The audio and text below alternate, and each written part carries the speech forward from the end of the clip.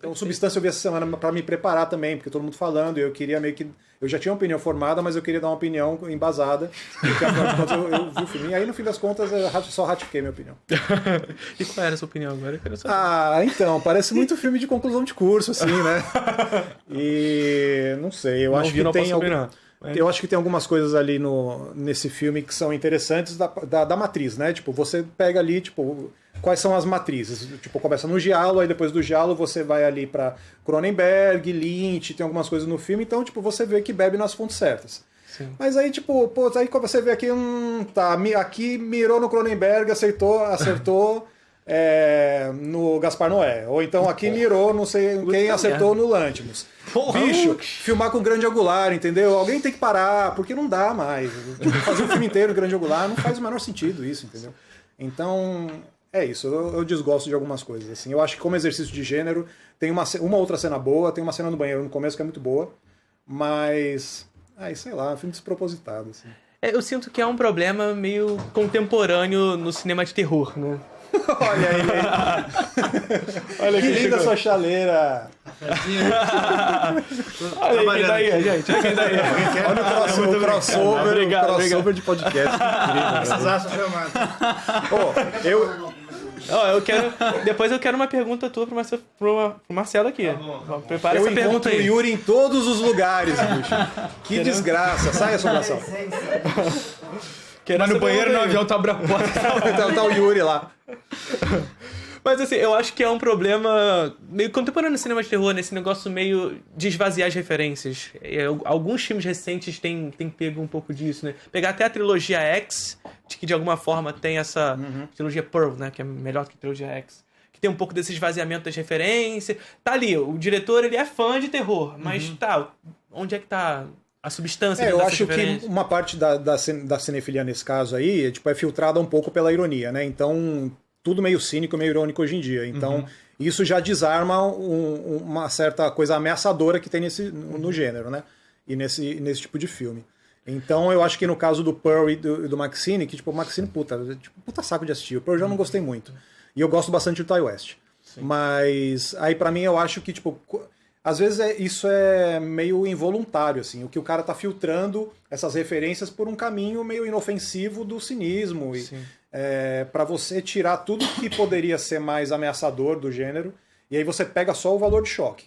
Porque o terror tem muito isso, né? Tipo, você joga com valor de choque e você preserva isso para você fazer o seu filme, que é uma coisa mais imediata e mais fácil que você pode pegar. E mais cara a substância do filme, de fato, né? Exato, no caso A Substância, você tá indo num horror corporal ali que o Cronenberg meio que deu todas as regras, e você preserva só o valor de choque. Então tem um momento ali do filme que tem uma coisa de deformação, muito próximo com o Homem-Elefante e tal, quase a bolha, tipo, o filme B nesse sentido, assim. Mas muito pelo valor de choque, e você tipo, tira tudo que poderia ser de contraditório e também até de revolucionário assim, no horror corporal que era feito antes. Sim. Então, em relação a isso, é uma maneira muito fácil de você reciclar sem você, de fato, pensar por que aquilo era daquele jeito originalmente. A gente pegar... Eu peguei a trilogia Pearl, mas não é só... A gente pegar até um filme que a galera da cinefilia até curtiu um pouco mais, mas que eu sinto também que tem esse esvaziamento dessas referências. O Maligno, por exemplo. Você curtiu o Maligno? Eu gosto bastante. Eu gosto bastante. Eu gosto também. É um filme que eu dei lá minhas 3 estrelinhas e meio e tudo mais. Eu dei 4,5. Olha... Pô, dei 5, nota máxima no Omelete. 5? Olha. Sim. Mas eu sinto que tem um pouco desse esvaziamento também, de alguma forma. Tá ali o diálogo, tá ali as referências ao slasher, tá ali um pouco das referências ao cinema meio paranormal, mas ao mesmo tempo meio que se esvazia na própria referência em alguns momentos. Pelo menos eu sinto. E eu sinto que isso é uma tendência nesse cinema contemporâneo de terror real, assim. E eu não sei, eu não vi Substância ainda, mas... Não, mas pode ser que no caso do Maligno seja um pouco isso. Eu fiquei muito encantado com o filme logo de cara. E aí... Um outro filme também, só pra completar, o Última Noite em Sorro também tem um pouco disso, dessas referências. Isso é terrível. E a galera tá redescobrindo o giallo, né? Tipo, até no próprio Beetlejuice, eles citam Mário Bava e tal. Então, tipo, tem uma coisa ali que parece que tá pulsante de você recuperar algumas origens aí do gênero e tal. Sim. No caso... Qual foi o filme mesmo que você falou que eu esqueci agora? Última Noite em Sorro e Maligno. No caso do Maligno, fiquei muito encantado porque, putz, ele saiu numa época em que, esteticamente, o filme americano em geral, especialmente os blockbusters e tal, todos muito desinteressantes, assim, né? Aquela coisa chapada, sem contraste, tudo muito mal iluminado, assim. Tipo, você pega umas imagens para comparar do Halloween original e dos novos Halloweens, do David Gordon Green, são os filmes sem contraste, e tudo muito acinzentado e tal. Aí, de repente, veio o James Wan e a referência dele é expressionismo. A referência dele é o Hellraiser, entendeu? Sim. E aí ele junta Hellraiser com Wes Craven nesse filme e fala, puta, velho, tipo, é isso, entendeu? Aí eu fiquei encantado porque parece que ele descobriu a pólvora, assim, entendeu? Sim. Sendo que não, ele só tá reciclando um negócio que existia, mas pra mim foi um momento importante dele voltar com isso. Aquele primeiro ato do Maligno, que é tudo colorido pra caralho, parece bem uma referência ao diálogo ali, é um negócio bem diferente do que tava sendo feito na época. E assim, eu não sou... A galera tava falando lá no Omelete dos Jogos Mortais essa semana, eu não sou muito fã do primeiro. Uma das piores críticas que eu escrevi foi essa dos Jogos Mortais, enfim, numa época que eu tava começando a escrever também. Falei muito mal do James Wan, falei que, enfim, tipo, sei lá, eu usei alguma palavra pra falar, eu esqueci o que era.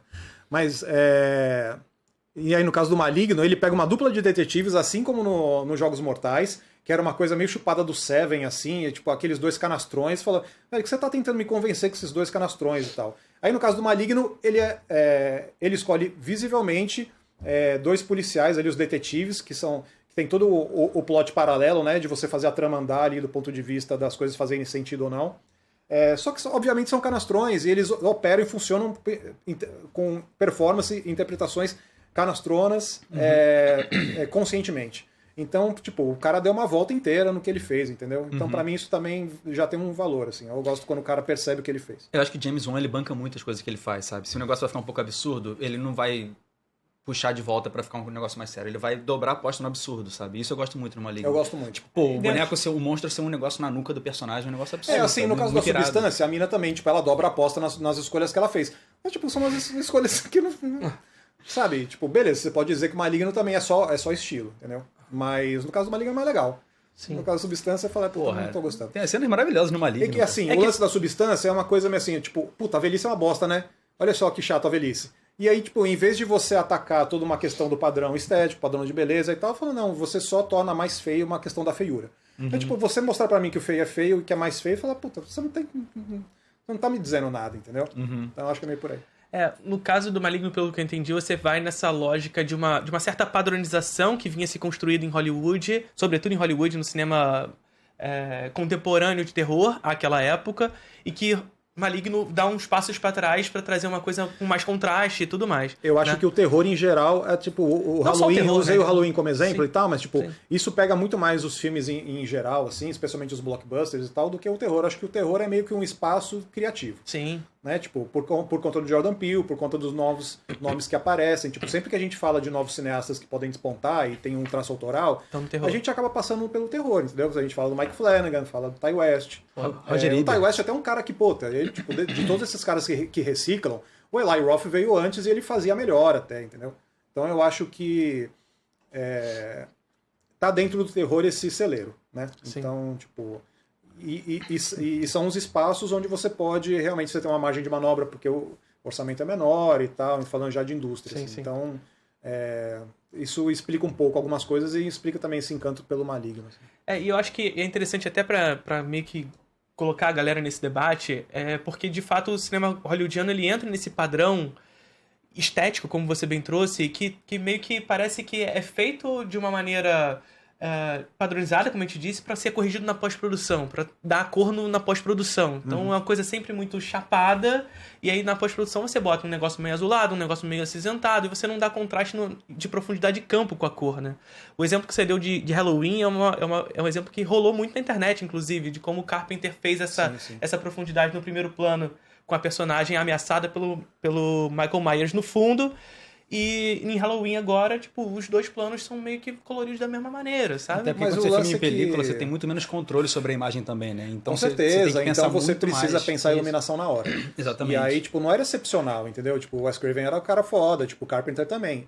Mas, tipo, todo mundo filmava melhor. Sim. Então, sei lá, se você pega qualquer filme do Walter Hill, assim, você vai olhar, beleza, que eu tô pegando um caso muito excepcional, que era um dos melhores cineastas de filme B desses anos aí, né? Anos 70, anos 80.